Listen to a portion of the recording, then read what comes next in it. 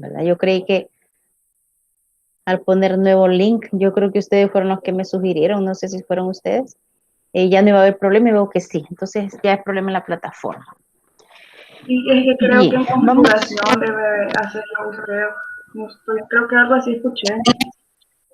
Sí, es que nos mandaron un documento donde nosotros tenemos que ya los pasos a hacer para configurar, pero de hecho sí, es un problema que la plataforma ha dado, ¿verdad? Que ha surgido ahorita e incluso ese correo creo que a mí me llegó ayer y yo ni siquiera lo he abierto porque no he tenido lugar para sentarme a ver. Necesito tiempo para trabajar en cada una de las aulas, ¿verdad? Pero bueno, esperemos de que ya eso vaya pasando. Lo importante es que ya estamos aquí. Hoy ya iniciamos otro nuevo documento, ¿verdad? Que es de relaciones interpersonales, ¿verdad? De que este acto humano entró en el parcial, Sí, ¿verdad? Que sí entró. Quiere decir que el primer tema que tenemos es de los bienes, el motivo del obrar del acto humano. Entonces, de ese documento voy a poner una tarea que van a realizar siempre si usted quiere, con los grupos con los que usted ha trabajado siempre, o si quiere cambiarse de grupo, no hay ningún problema. Y voy a poner a lo mejor ciertas preguntas de referentes a ese documento para que ustedes me la manden como un control de lectura, y esa va a ser la otra actividad que vamos a hacer, ¿verdad? Igual las indicaciones se las voy a poner, espero ponerlas hoy después de la clase. Y entonces el tema que vamos a ver ahora se llama relaciones interpersonales. Yo no sé si le dieron al menos una lectura rápida al documento. sí, licenciado. Un poquito sí, ¿verdad? Entonces, eso me va a permitir a mí avanzar un poquito en la lectura, en la explicación, perdón, y ustedes pues vamos conversando, nos vamos deteniendo, vamos dando ejemplos para poder aprender bien en lo que se refiere. El documento le comienza que el ser humano es totalmente social, ¿verdad? Y eso usted creo que lo analizó bien cuando estábamos viendo ética social, que ya veíamos que el hombre es la sociedad, el accionar de él. Y entonces las relaciones interpersonales son propias de él. Es el escenario, le dice, de la existencia humana. Quiere decir que nosotros somos constitutivamente dialogantes, ¿verdad? Me habla de la libertad constitutiva. Ese era un tema que se vio en desarrollo personal. La libertad constitutiva es aquella libertad interior. Libertad antropológicamente significa autodeterminarnos a nuestro fin bueno, pero un fin bueno objetivo, no el que es bueno para mí. Entonces yo me tengo que autodeterminar. Y de las libertades, así como hemos visto con la conciencia, hay diferentes clases de libertades que en algún momento entra en juego una o la otra. Y la libertad constitutiva o interior le dice que es la apertura radical del hombre hacia el mundo. ¿Por qué? Porque es una libertad que nadie la puede coaccionar, nadie nos la puede quitar, nadie nos puede impedir que nosotros la ejerzamos. El documento de desarrollo personal le dice que ni incluso el cautiverio, ni el cautiverio, ni el estar en un castigado que le digan, por ejemplo, te vas a estar 2 días en tu cuarto y no vas a salir ni a hablar con nadie. Usted puede estar encerrado cumpliendo ese castigo, pero su libertad constitutiva va a estar ejerciendo. ¿Por qué? Porque nosotros podemos estar encerrados y nuestra mente a lo mejor anda en la playa. O en mi mente yo ando pensando que ando viajando en algún lugar lejano o veo eh, fotos de algún paisaje y entonces yo me imagino que ando en ese lugar. Quiere decir que mi libertad interior me permite a mí salir de mi cuerpo en mi mente, ¿verdad? Me formo ideales, me imagino que estoy en un lugar agradable, ¿verdad?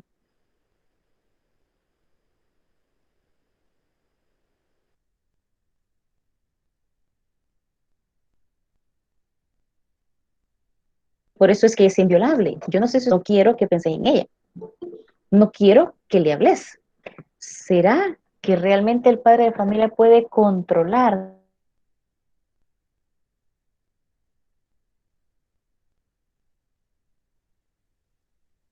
en esta persona, o yo la persona y ella está pensando en ella.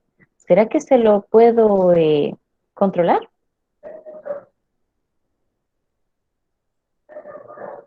Marta dice que no.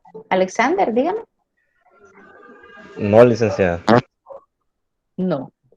Entonces, esa es la libertad Licenciada, constitutiva. Dígame, se Alexander. escucha un poco cortado. Se escucha un Eso poco le iba a cortado decir. cuando habla. Empezamos. Me empieza a molestar mi internet. Eso significa que me empieza a molestar el internet. Pero tengo todas las barras. No voy a cambiar.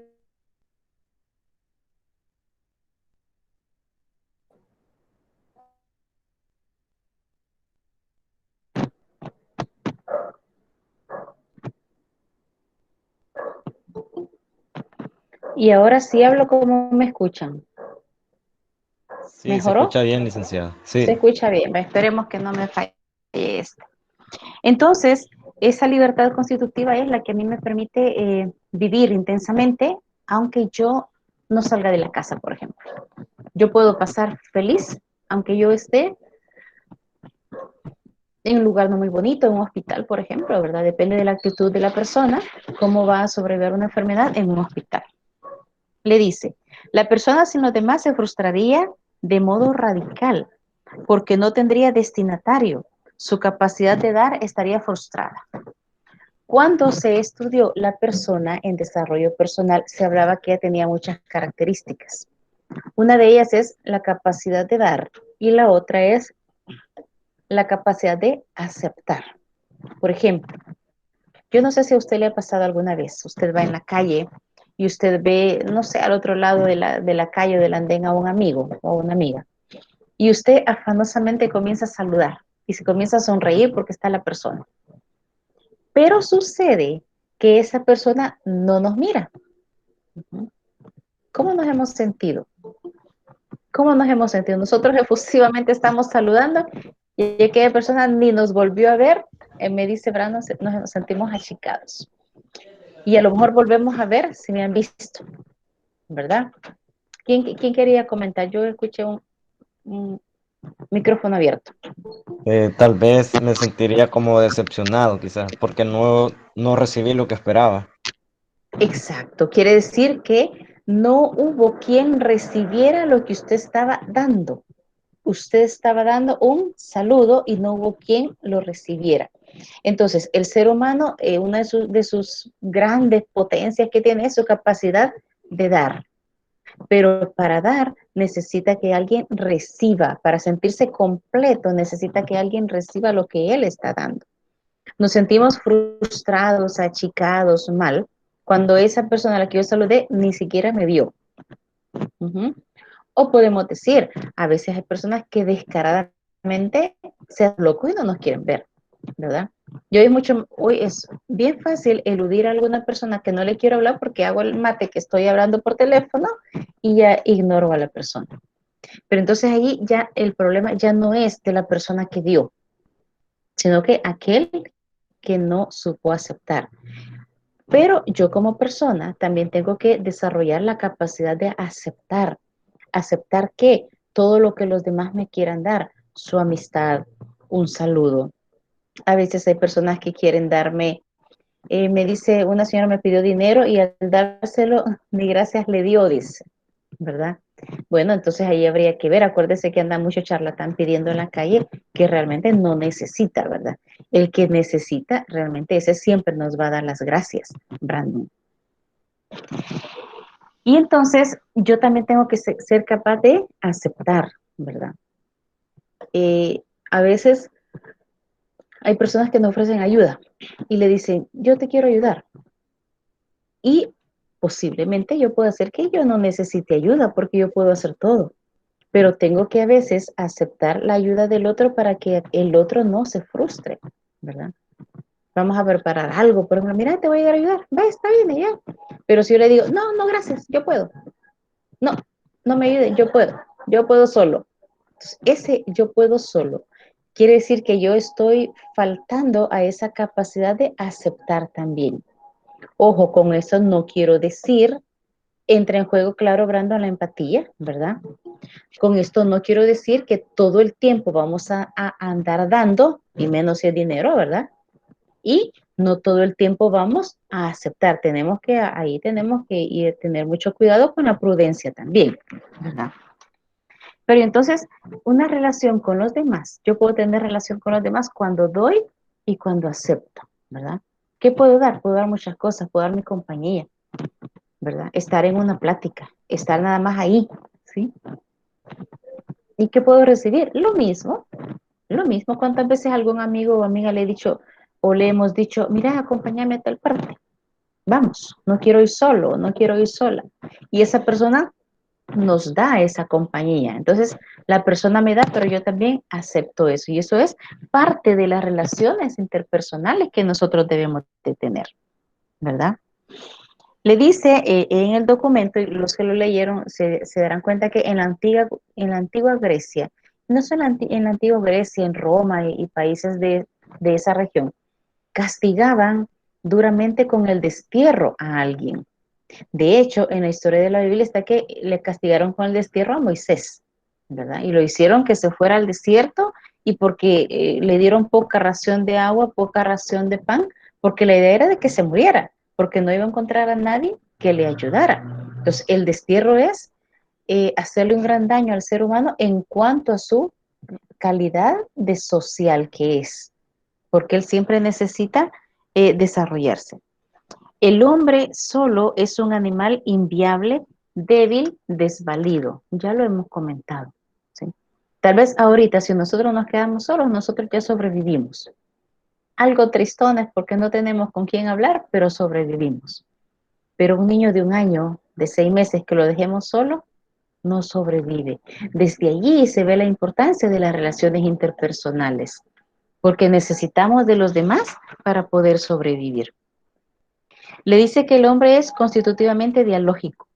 Yo no sé si alguno de ustedes en los años menores, en el colegio, eh, tercer ciclo tal vez o menos, tuvieron problemas porque mucho platicaban y sus profesoras ponían quejas porque mucho platicaban o todos eran muy calladitos. Les ponían sellos. Yo detestaba los sellos que me mandaran a alguno de mis hijos, ¿verdad? Con esos sellos de periquito, por ejemplo, porque a otros les ponían de bien portado. Pero yo a veces decía también, ¿por qué tienen que mancharle la piel a los niños? Ellos son felices, ¿verdad? Pero cuando se mandaban a bañar, quitarse esa tinta, yo no sé si usted se recuerda si alguna vez le pusieron lo que le costaba quitarse la tinta. Yo personalmente lo detestaba. Exacto, costaba quitar esa tinta, ¿verdad? A Erika dice que la sacaban de la clase, ¿verdad? Con el paste, correcto, con el paste tocaba andarse quitando todo eso. Fíjense, yo nunca he trabajado, yo no hablaba, pero me mandaron al psicólogo por distraído. En ese aspecto, Rubén, en el caso del psicólogo, sí ayuda bastante, ¿verdad? Ellos dan técnicas, estrategias y ejercicios como para poder focalizar la atención y ayuda muchísimo.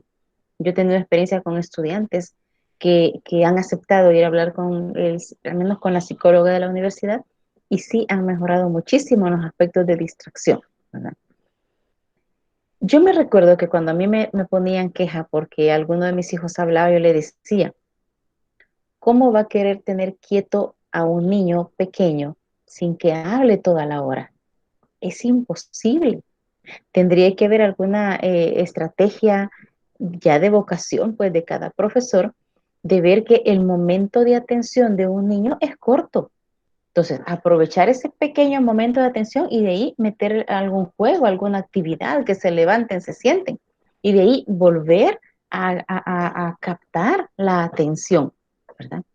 ¿Por qué creen ustedes que yo me he propuesto en estas clases en línea solo darles 1 hora al reloj de clase? Porque les aseguro que si ustedes ven el reloj y cuando ya son las 8:15, las 8:20, ¿me estarán poniendo atención? ¿Verdad que no? No, se torna muy aburrido, muy monótono todo. Yo Exacto, sí. Algunos sí, ¿verdad? Pero otros se torna aburrido, ¿sí? Me dice alguien acá, no hay problema, Brandon, buen provecho, pero hay veces que los profesores no tienen vocación para con los niños y eso hace más difícil que los comprendan.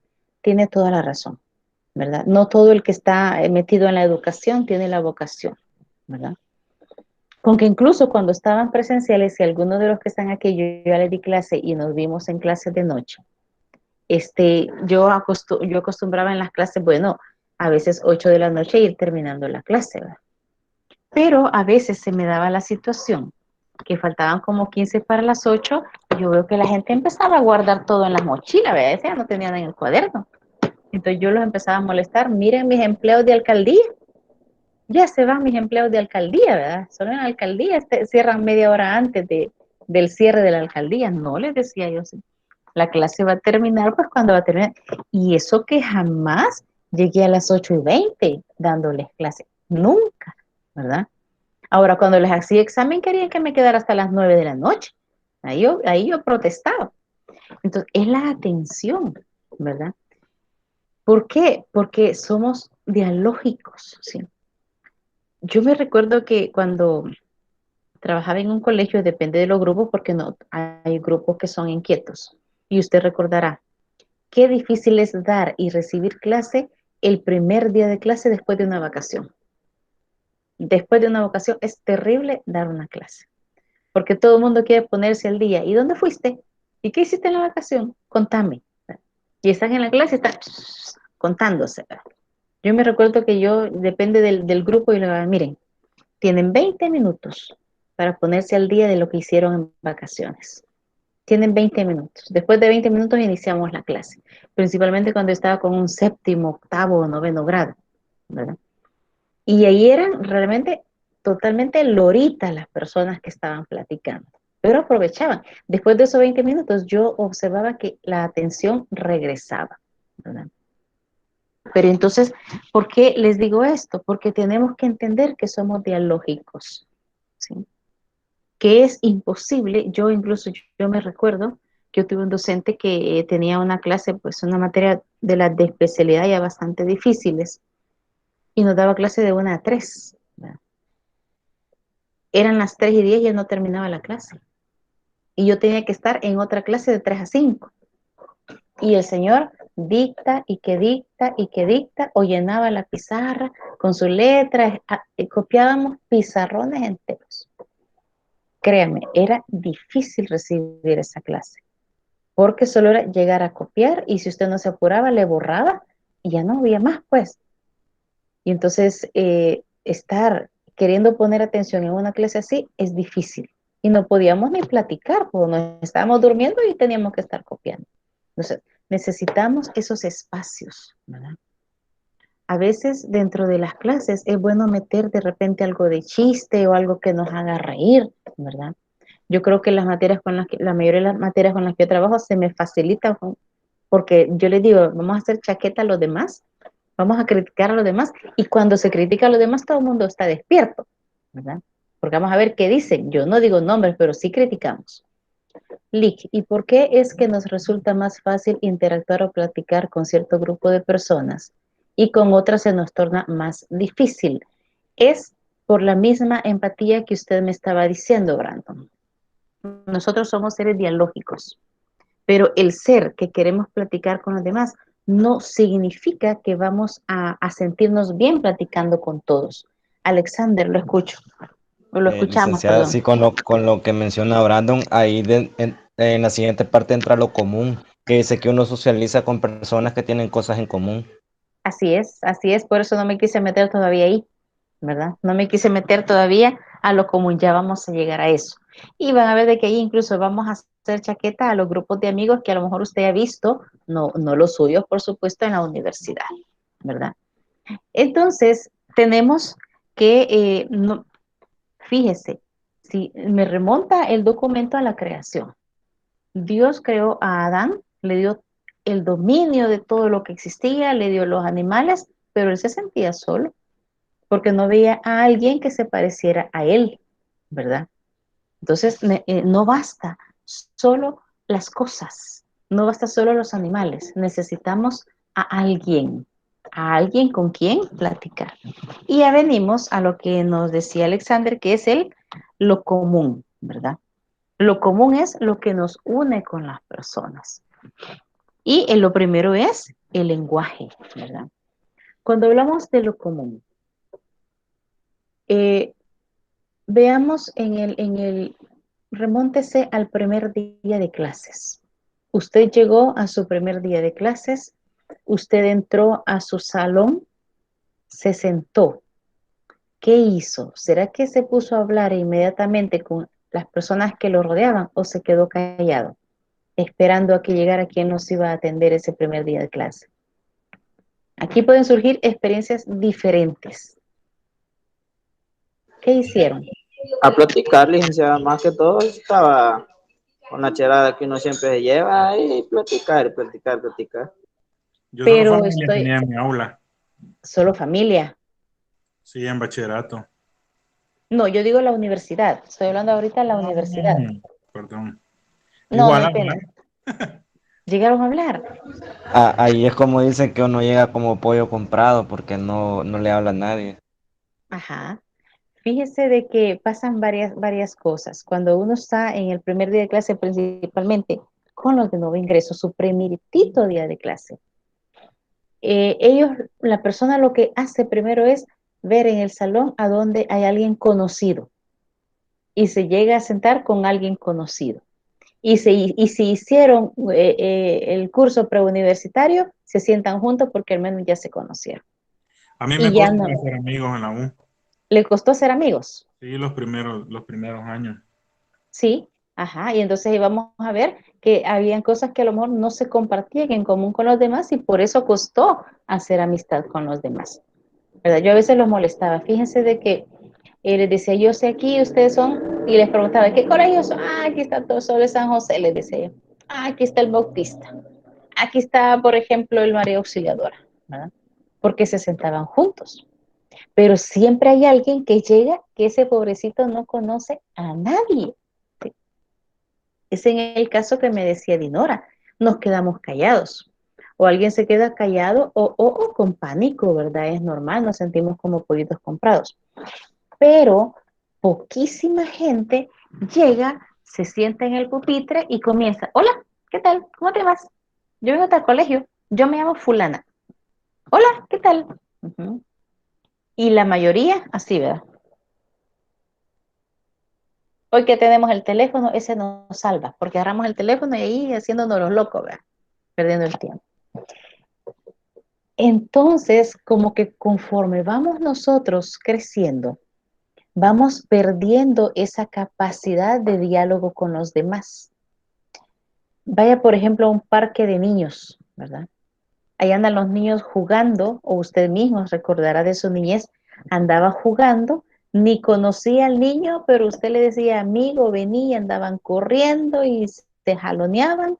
A mí me pasó varias veces, le preguntaba a mis hijos, ¿y cómo se llama tu amigo? No sé, pero ahí andábamos jugando, no sé. De niños, esa capacidad de diálogo, de hablar, era fácil, fluía con rapidez. Pero ya en la edad, cuando ya se llega a un bachillerato o a una universidad, ya nosotros nos volvemos más introvertidos. Y entonces, ¿qué nos ha pasado? Podría ser, me dice Alexander, es por inocencia. Los niños sí es por inocencia, ¿verdad? Ellos solo ven que son niños y juegan, ¿verdad? Y juegan. ¿Qué nos pasa a nosotros? Hemos perdido algo, algo ahí que nos impide seguir explotando ese carácter dialógico, ¿verdad? Veamos qué me dice Brandon, porque bueno, compartí las experiencias. Y en el caso de las personas que les pasa al revés. En mi caso me costaba más interactuar de pequeño y ahora ya puedo socializar un poco más. Allí Brandon podría ser, yo no sé cómo fue creado usted, pero eso le pasa a aquellos niños, ¿verdad? que han crecido y se han rodeado casi solo de adultos. Entonces, Eso suele casi no, pasar, David. eso suele pasar cuando solo han sido rodeados de adultos y los padres, por ejemplo, no tuvieron ese alcance o eso de llevarlos a lugares donde pudieran coincidir con niños de sus edades, aunque no fueran conocidos, no necesariamente primos o familia, sino que donde hubiesen niños, allá llegar con los niños, para que ellos desarrollen esa capacidad de socializar. El niño que es, exacto, Brandon, ya ve.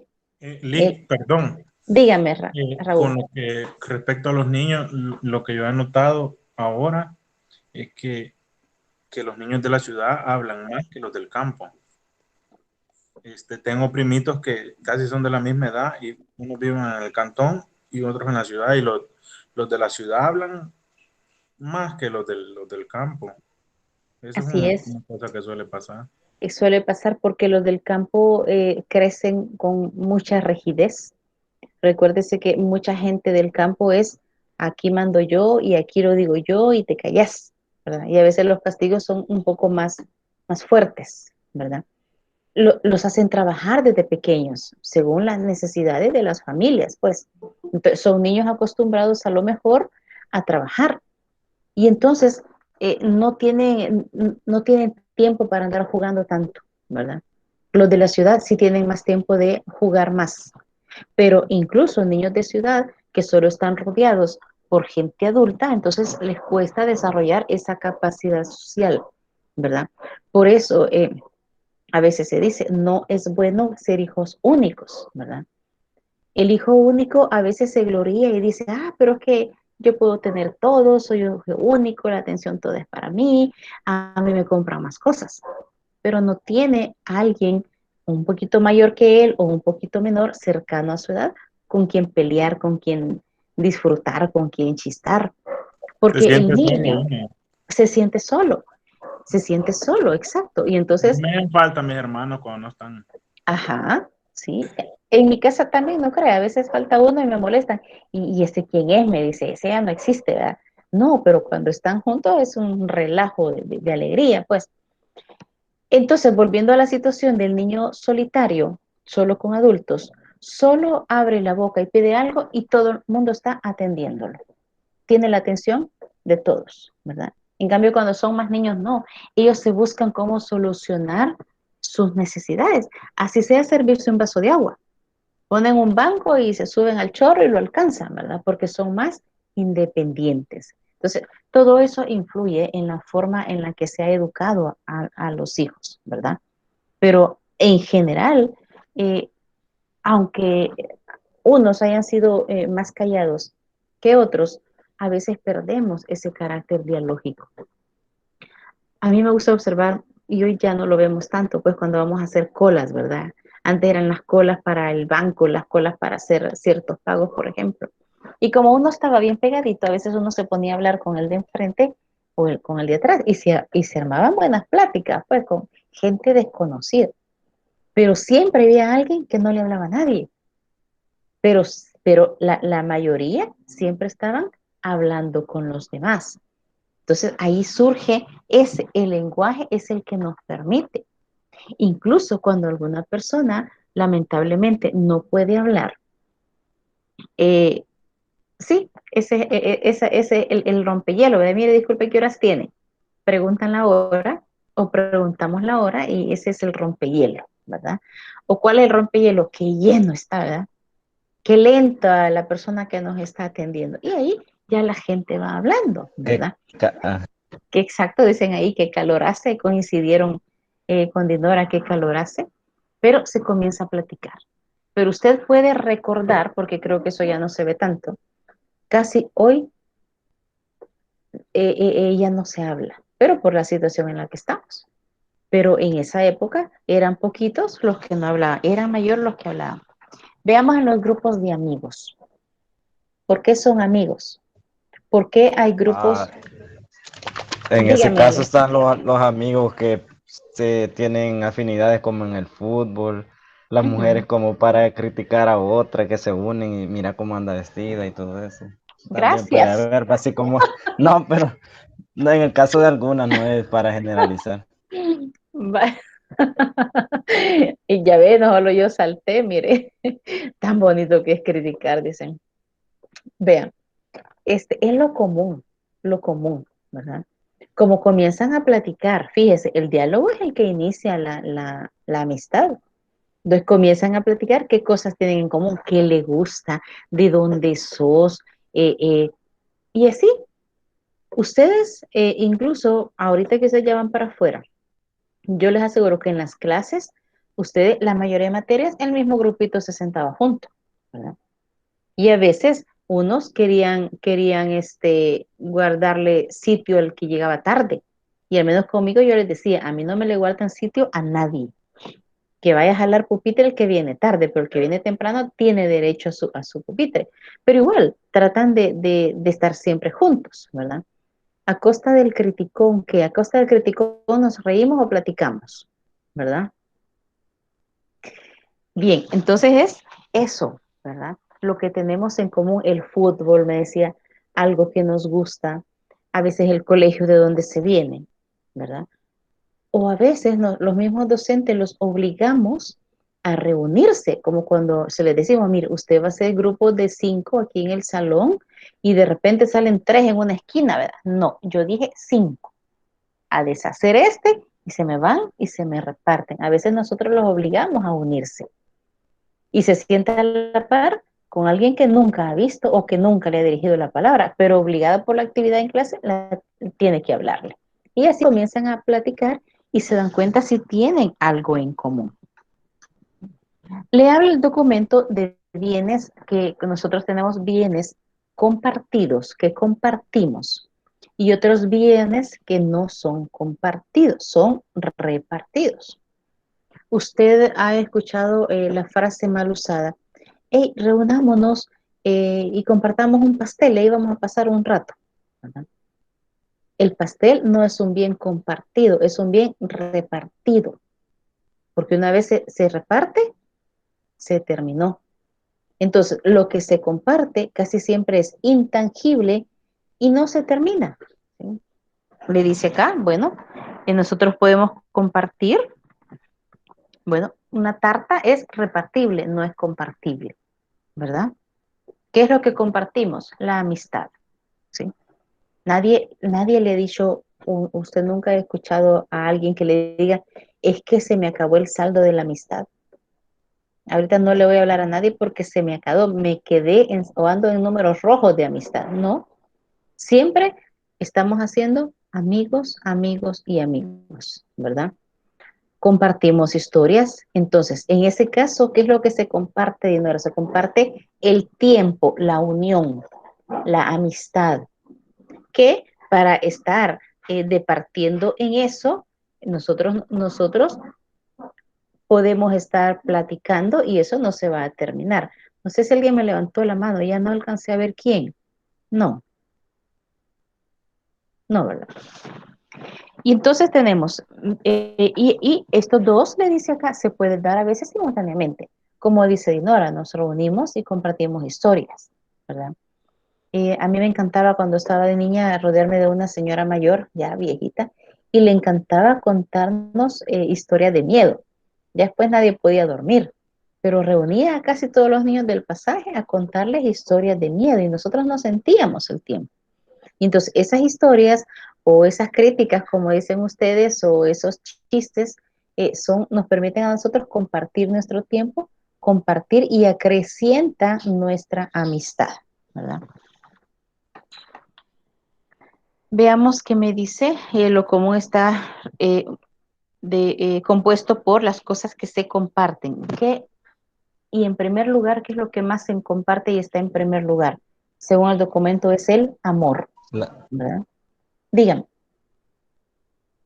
¿quién No, me eso dio le iba a decir, y la amistad también. la amistad? Porque la amistad es parte del amor. Aquí en el documento, quienes lo leyeron, le habla de amor y de momento le está hablando de amor de amigos y de momento le está hablando de amor de parejas, ¿verdad? Porque mezcla todo lo que es el amor, ¿verdad? Entonces, el amor es lo primero que se comparte, Y es lo que me permite a mí acercarme a los demás.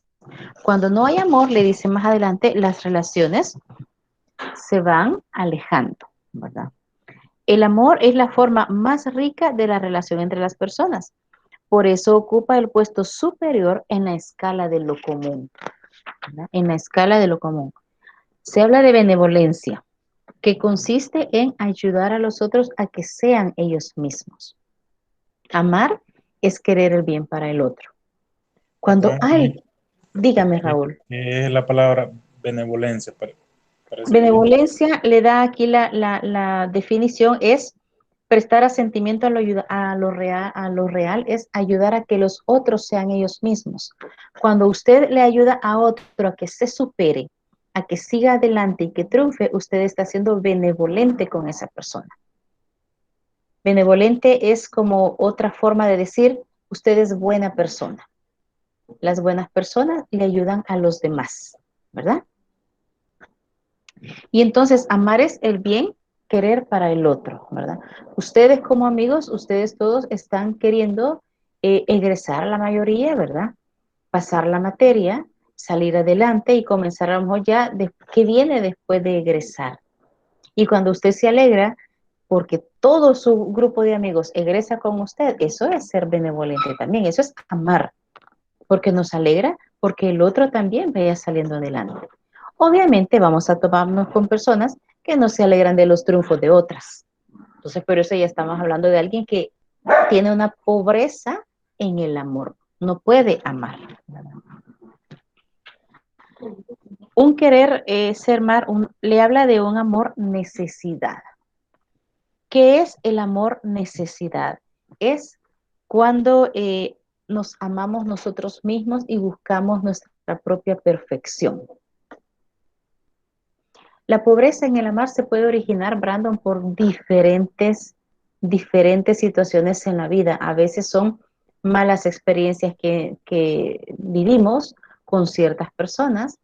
A veces es porque no hemos recibido abiertamente el amor precisamente en el hogar, ¿verdad?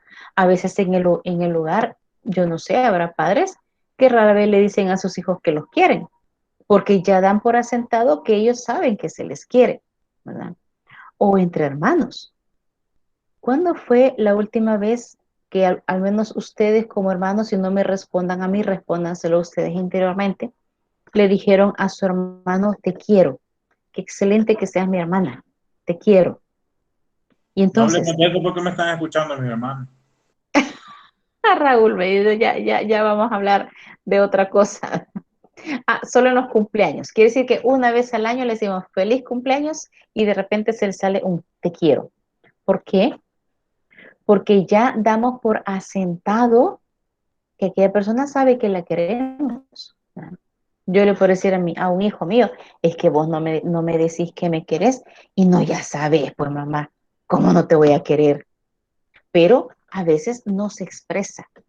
Y a veces, posiblemente, estas personas, como me preguntaba Brandon, puede ser que no han recibido esa espontaneidad de que les digan cuánto se quieren, hasta se siente raro cuando se lo dicen, ¿verdad? Se siente raro cuando se lo dicen.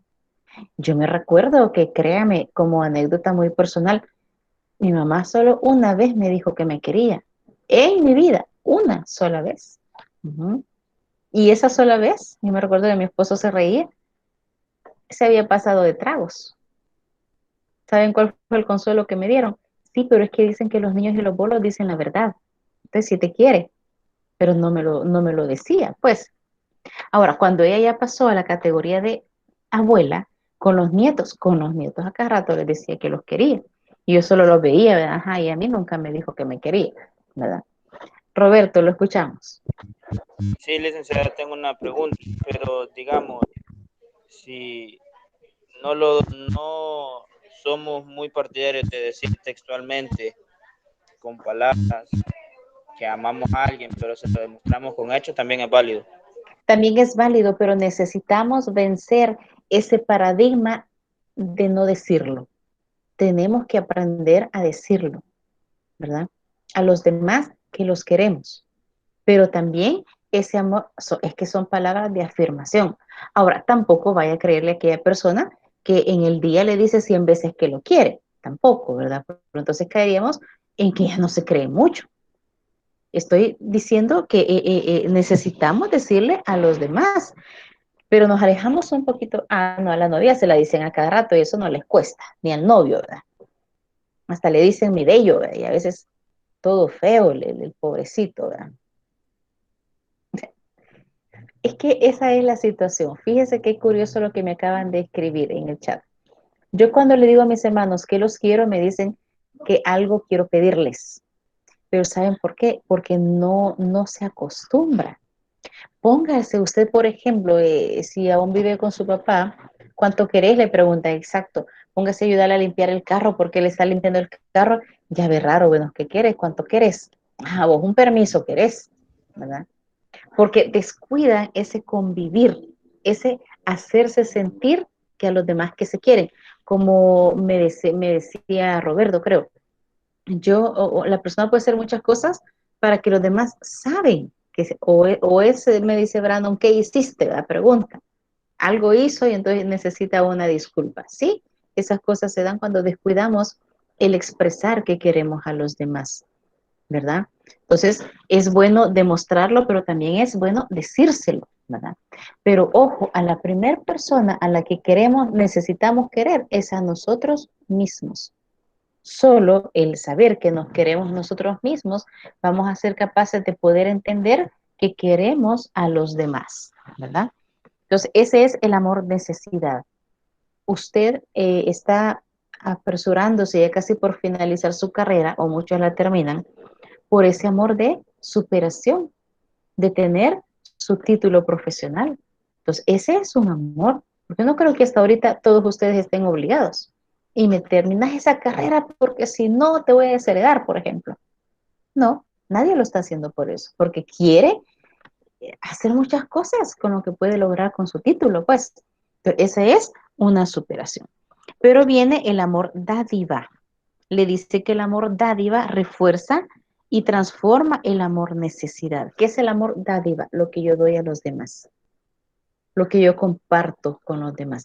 La amistad es un amor dádiva. Cuando usted ve que un amigo, amiga, necesita de su compañía porque se siente triste, porque está deprimido, le ha pasado algo, y usted se da y acompaña más, ese es un amor dádiva, es parte, ¿verdad?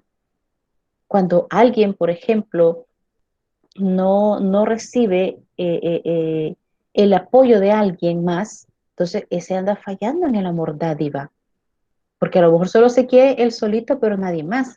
Yo me recuerdo hace muchos años, nosotros tenemos un vecino bastante difícil, ¿verdad? Que casi nunca le hablaba a nadie, nunca le hablaba a nadie, y rara vez se relaciona con alguien, porque a lo mejor tiene un complejo de superioridad bastante difícil, que es lo que me cuentan las personas allegadas a esta. En la cuadra donde nosotros vivimos, esa vez yo no sé si iba un ladrón, lo iban siguiendo, yo no sé, pero se escucharon balazos. Pero casualmente o tristemente, digamos, un balazo le pasó al vehículo de este señor que estaba parqueado afuera de su casa y le pasó abriendo un hoyo y le quedó la bala ahí adentro, ¿verdad? Le aseguro que todos los vecinos solo nos asomamos a ver qué había pasado y de ahí todos adentro. No salió ni un solo vecino a ayudarle, a decirle, hey, ¿qué pasó siquiera? Nadie. ¿Pero por qué?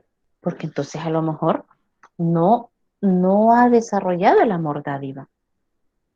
Usted habrá observado, por ejemplo, algún vecino suyo en problemas que casi todos van a ayudar, ¿verdad? ¿Por qué? Porque hay eso común que les permite compartir. A veces los vecinos se unen que para pintar una casa, para limpiar esto, para buscar el beneficio de todos. O, no sé, alguien se va a cambiar de casa. Me voy a cambiar de casa. ¿Me ayudan? Sí, y hacen excursión para irle a ayudar al otro a cambiarse de casa. Entonces, eso es el amor dádiva. Nos hace, como dice Brandon, preocuparnos por los demás. Claro que sí. Ayudarle a los demás. No en las fiestas, pues siempre hay que ese invitado, esa invitada que llega se dirige a la cocina. ¿En qué les ayudo? ¿Necesitan ayuda aquí para repartir o atender a sus invitados? Yo estoy dispuesto o dispuesta. Erika, la escuchamos. También cuando alguien muere, siento que en esas cosas se mira de verdad las personas que son como Así más es. apreciadas, porque muchas personas llegan, ¿verdad? Así es, cuando alguien muere o se está pasando por algo sumamente triste, es ahí donde se descubre quién está realmente con la persona, ¿verdad? Porque está y sufre con la persona, siente con la persona, ¿verdad? Fíjese, yo no sé si a ustedes les llamó la atención la definición de amor que les da. A mí siempre me llama la atención y siempre que lo leo siempre me vuelve a sorprender y lo vuelvo a afirmar que es cierto. El amor no es un sentimiento, sino un acto de voluntad acompañado de un sentimiento. Con esta definición estaríamos votando aquella frase, por ejemplo, el amor a primera vista. ¿Quién de ustedes cree en el amor a primera vista? Alexander levantó la mano, lo escuchamos. Sí, yo lo que estoy diciendo, lo del sentimiento que acompaña podría ser el de felicidad. Sí, podría ser una felicidad. Ujú. O podría ser el sentir que se quiere a la otra persona, ¿verdad? Me dice Brandon, al inicio, por ejemplo, está hablando específicamente en la situación de pareja, ¿verdad? Pregunto así porque es más fácil para ustedes poderlo definir. Al principio a lo mejor solo hay una atracción, pero no me voy a meter tanto a eso porque no vamos a hablar de noviazgo ahorita. Sí lo vamos a tocar, pero no ahorita. Pero entonces, que alguien me diga, es que mire, yo me enamoré a primera vista. Paja, les diría yo en el lenguaje de ustedes. Mentiras, ¿verdad? Ay, es que en el corazón no se manda. Me enamoré, yo qué culpa. Mentira. Eso no existe. Es mentira eso. Exacto, es mentira. Porque el corazón es un músculo. Ajá, ¿verdad? En algún lado de nuestro cuerpo se guardan los sentimientos, en algún lado, ¿verdad? Pero entonces ahí están. Es sentir que usted quiere a la otra persona. Pero le dice un acto de voluntad. Usted es el que decide querer y enamorarse de la otra persona. No es que el corazón él solito se enamoró y el corazón no me hace caso, ¿verdad? ¿Y qué voy a hacer? Mentira, esa es la mentira más grande que puede haber. A veces nosotros nos encaprichamos con una persona y en verdad de tan fuerte es el capricho que terminamos enamorados. Pero ¿y entonces quién actúa ahí? Es la voluntad. Acuérdese que la voluntad es yo quiero hacer esto. Yo no quiero hacer lo otro. Entonces, el amar, el enamorarse y amar a alguien, eso primero es de voluntad y de inteligencia. Primero hay que analizar a la persona a la cual nos vamos a enamorar, ¿verdad? ¿Qué cualidades, qué fortalezas tiene, qué miserias tiene, ¿verdad? Porque eso de que tan enamorados están que le dicen a la chica o la chica le dice al novio, es que no tenés ningún defecto, sos perfecto. Mentiras, mentiras. Todos tenemos defectos, ¿verdad? Brandon, ahí no sé qué me quiso escribir con eso, no entiendo. Me dice Dinora, por eso es que muchas relaciones casaca, dice Brandon. Por eso es que muchas relaciones fracasan porque no se conocen realmente, ¿verdad? Y solo se enamoran de un ideal, de un ideal. Y la persona ideal no va a existir nunca, ¿verdad? Entonces, el amor no es un sentimiento, sino un acto de voluntad acompañado por un sentimiento. ¿Quiénes lo leyeron? ¿Cómo les describe esta? ¿Recuerdan qué ejemplo les da cuando describe esto? El amor no es ciego, correcto, Alexander. El amor no es ciego. De los que leyeron, aquí les da un ejemplo de una mamá. ¿Lo leyeron o no lo leyeron? ¿Sí? Los hijos son adorables, ¿verdad? Pero recién nacidos, solo el que es papá o el que es mamá me va a entender. Recién nacidos despiertan cada 2 horas exactas a comer, ¿verdad? Y a veces Bueno, a quien más le toca levantarse es a la mamá, pues el papá por más que quiera no le puede dar las primeras alimentaciones al bebé, tiene que ser la mamá. Y a veces la mamá está con el niño que está durmiendo, ¿verdad? Está sentada y besando al niño y se está durmiendo. Y entonces yo les pregunto, ¿por qué se sigue levantando? Pues si está cansada, si quiere seguir durmiendo, ¿por qué se levanta?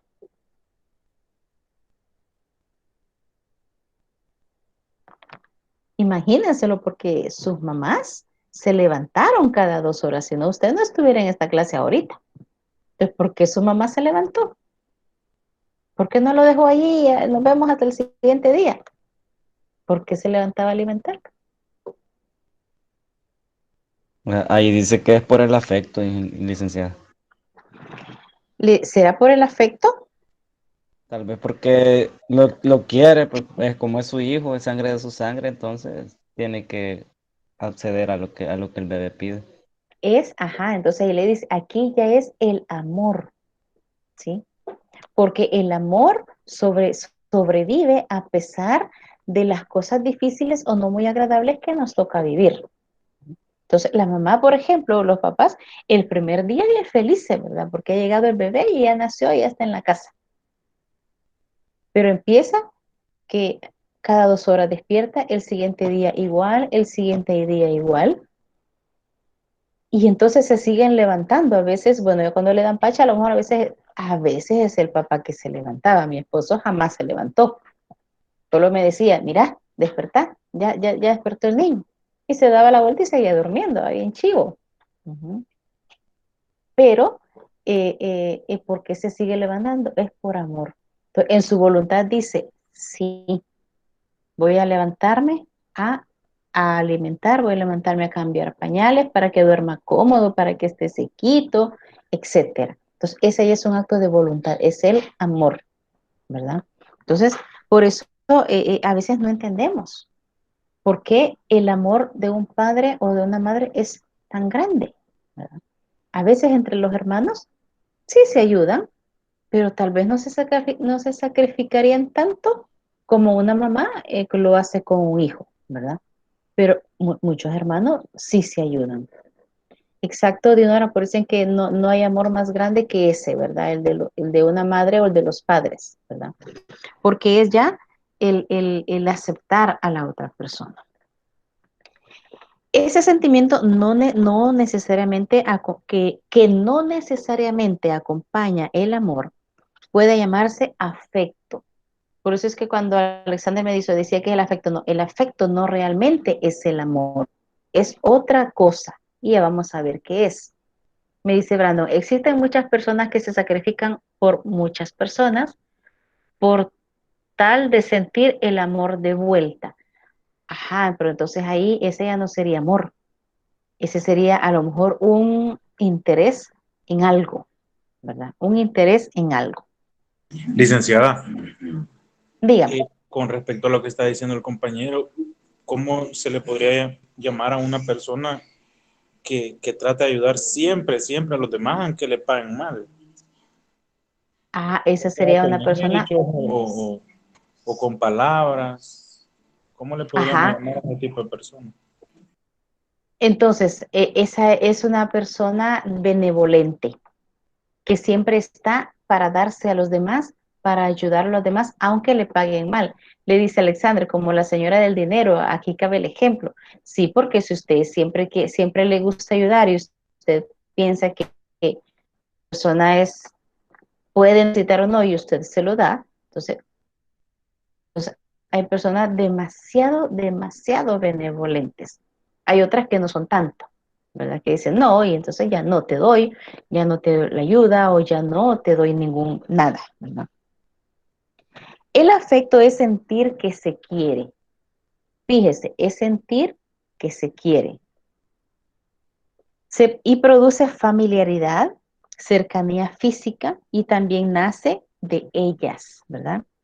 No hay afecto sin trato. No hay un afecto sin trato. Por eso es que es bien difícil creer que alguien o dos seres que se han conocido hoy utilizando solo las redes sociales, sea realmente el amor el que nace entre ellos, ¿sí? Porque en una red social puedo no contar lo que yo realmente soy, ¿verdad? O me pueden contar lo que no realmente son. Y a veces se dan bastantes fracasos o bastantes desilusiones con eso. Como los amigos que dicen quererse como hermanos, ellos tienen un gran afecto, produce familiaridad. Usted tendrá a alguien que usted considera familia. Dice, es mi amigo, es mi hermano, es mi prima, ¿verdad? ¿Y ustedes son familia? Sí, pero ¿por qué? ¿Por qué se llaman familia? No por un decir que surge así, sino que porque lo sienten la afectividad con la persona. Ahora le dice que en el amor hay afectos y efectos. ¿Cuáles son los efectos? Son aquellas cosas que nosotros hacemos que producen y hacen sentir a la otra persona que la queremos. Una de ellas es decirle que quiero a la persona. Otras, lo que decía Alexander, podemos hacer muchas acciones por el ser que queremos. Puede ser un hermano, puede ser un familiar, un amigo. Entonces, a veces no necesariamente se lo digo, pero se lo demuestro con mis acciones. Entonces, ese es un efecto. Cuando usted dice, pues chica, no sé, tuve que salir a hacer un mandado o tuve ese problema y me llevó a altas horas de la noche y tal persona, tal amigo estuvo conmigo todo ese tiempo. Y usted se sorprende y se dice, wow, se sacrificó todo ese tiempo, se desveló a mi lado. Entonces, le produce un efecto a usted de sentirse querido por esa otra persona. Porque solo cuando nosotros realmente sentimos un afecto real por la otra persona, nos sacrificamos por la otra persona. Cuando lo hacemos por un interés y que cuando ya no va a lograr el beneficio de esa persona con la cual estoy actuando por interés, ese no es ningún afecto, ¿verdad?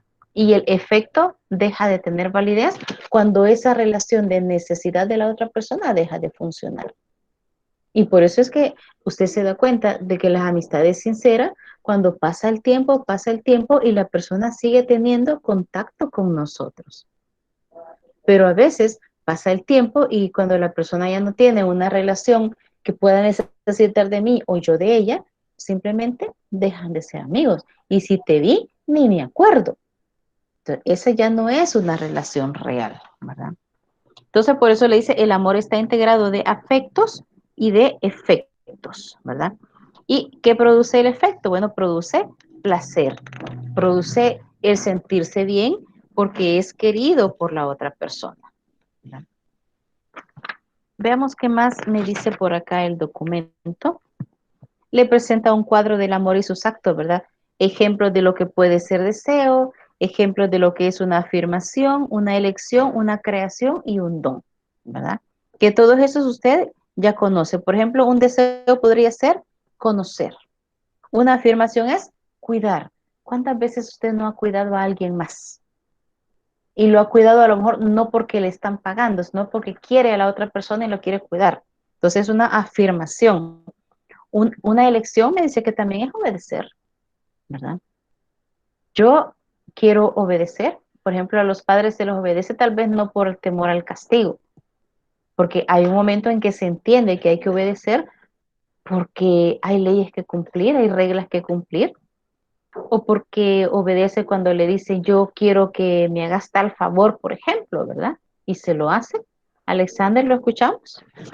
También se llega a obedecer porque se sabe que los padres siempre van a querer un bien para uno como hijo. Exacto, porque llega a saber que nadie lo va a querer más que un padre. Y nadie le va a dar el mejor consejo que un padre.